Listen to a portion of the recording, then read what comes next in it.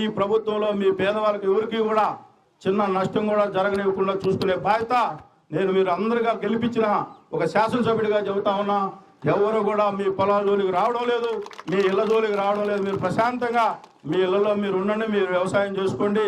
Development విషయంలో కూడా ఈ ప్రభుత్వం ఎవరి కోసం ఎవరిని ఇబ్బంది పెట్టి ముందుకు పోయే ప్రభుత్వంగా చంద్రబాబు నాయుడు గారు ఆ రోజు ఎలక్షన్లో గత ప్రభుత్వంలో ఈ ప్రాంతాన్ని అంతా కూడా ఆక్వా జోన్ క్రియేట్ చేసి ఈ ప్రాంతంలో అసైన్ ల్యాండ్ అని చెప్పి ప్రభుత్వానికి నివేదికలు పంపిన మనుషులే ఈ రోజు మీ గ్రామాల్లోకి వచ్చి అనేక అబద్ధాలు చెబుతా ఉన్నారు.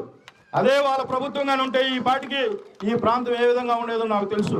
కానీ తెలుగుదేశం పార్టీ ప్రభుత్వం ఈ ఉమ్మడి ప్రభుత్వం అటువంటి కార్యక్రమాలు చేయదు. మీరు ప్రశాంతంగా ఉండండి అని చెప్పి మీరు కడుపులో పెట్టుకున్న అపోహలన్నీ కూడా పక్కన పెట్టి మీరు ప్రశాంతంగా ఉండి వ్యవసాయం చేసుకోండి, మీ పిల్లలను చదివించుకోండి, మీరు మంచి అభివృద్ధి చెందండి. ఈ ప్రాంతానికి పరిశ్రమ కూడా రాబోతా ఉంది.